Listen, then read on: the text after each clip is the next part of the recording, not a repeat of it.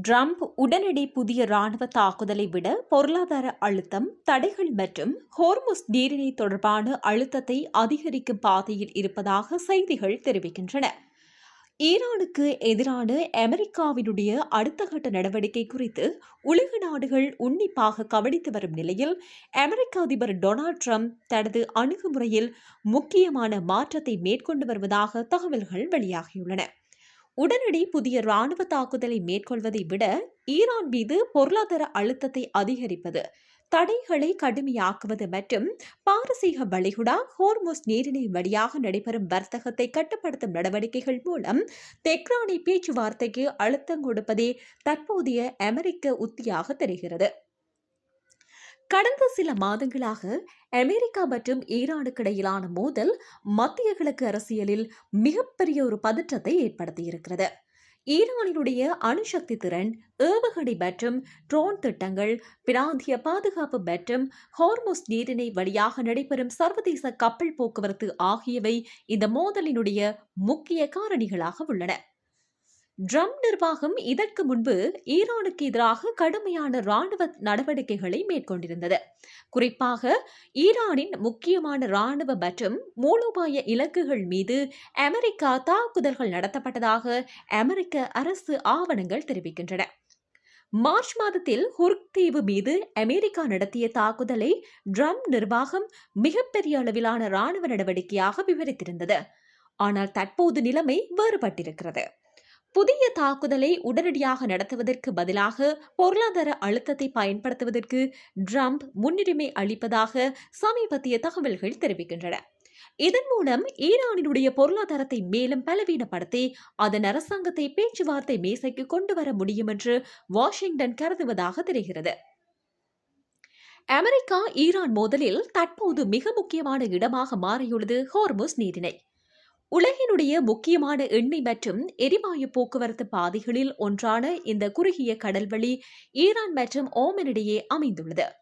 வளைகுடா நாடுகளில் இருந்து உலக சந்தைகளுக்கு செல்லும் பெருமளவிலான எரிபொருள் கப்பல்கள் இந்த வழியை பயன்படுத்துகின்றன.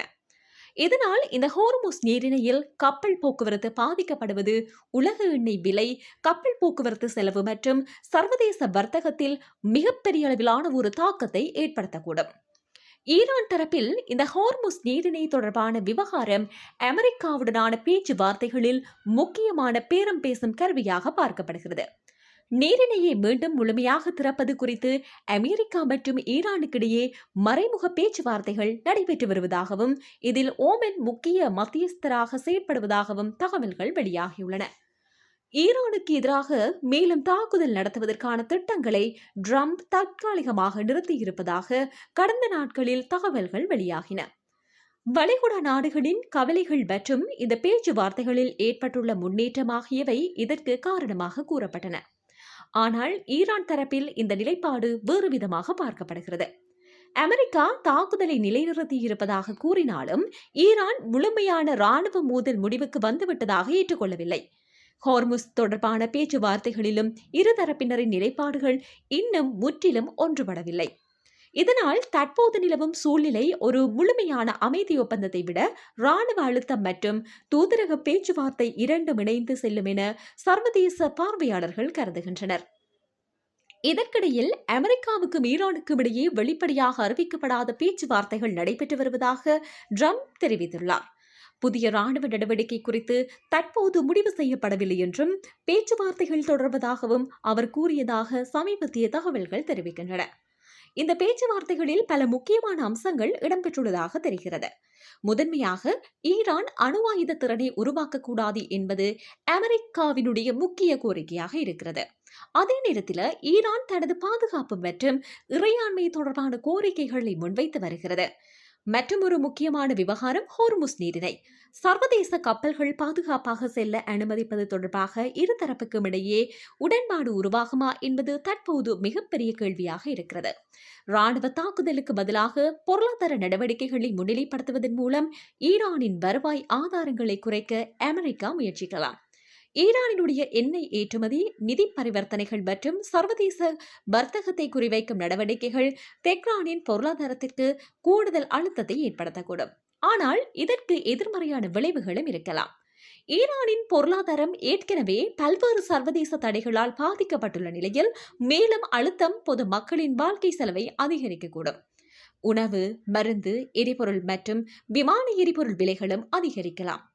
அதன் தாக்கம் ஆசிய நாடுகள், ஐரோப்பா மற்றும் எண்ணெய் இறக்குமதியை அதிகம் சார்ந்துள்ள நாடுகளில் அதிகமாக இருக்கும். மாறாக இந்த ஹோர்முஸ் வழியாக கப்பல் போக்குவரத்தை மீண்டும் சீர்படுத்தும் வகையில் உடன்பாடு ஏற்பட்டால் உலக சந்தையில் நிலவும் அச்சம் குறையக்கூடும். சமீபத்திய தகவலில் எண்ணெய் விலை தொடர்பான அழுத்தம் ஓரளவு தணிந்துள்ளதாகவும் குறிப்பிடப்பட்டுள்ளது. டிரம்பின் தற்போதைய அணுகுமுறையை 2 கோணங்களில் பார்க்க முடியும். நீண்டகால போர் அமெரிக்க மக்களுக்கும் அரசுக்கும் அதிக செலவை ஏற்படுத்தக்கூடும். குறிப்பாக சொல்ல போனால் எரிபொருள் விலை உயர்வு அமெரிக்க பொருளாதாரத்திலும் அரசியல் சூழலிலும் தாக்கத்தை ஏற்படுத்தும்.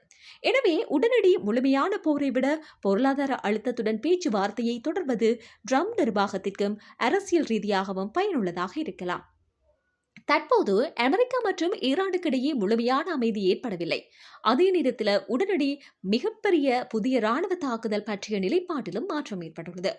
ஹோர்முஸ் நீரிணை திறப்பு, ஈரானின் அணுசக்தி திட்டம், ஏவுகணை மற்றும் ட்ரோன் திறன், அமெரிக்க தடைகள் ஆகியவை எதிர்கால பேச்சுவார்த்தைகளின் முக்கிய அம்சங்களாக இருக்கும். அமெரிக்கா தனது பொருளாதார மற்றும் கடற்படை அழுத்தத்தை தொடர்ந்தால் ஈரான் எவ்வாறு பதிலளிக்கும் என்பது முக்கியமான கேள்வியாக இருக்கிறது. ஒருபுறம் பேச்சுவார்த்தை நடைபெறுகிறது, மறுபுறம் இருதரப்பும் தங்களது ராணுவ மற்றும் பொருளாதார அழுத்தத்தை முழுமையாக கைவிடவில்லை. இதனால் இந்த மத்திய கிழக்கில் தற்போது உருவாகியுள்ள நிலைமை மிகவும் நுணுக்கமானதாக இருக்கிறது.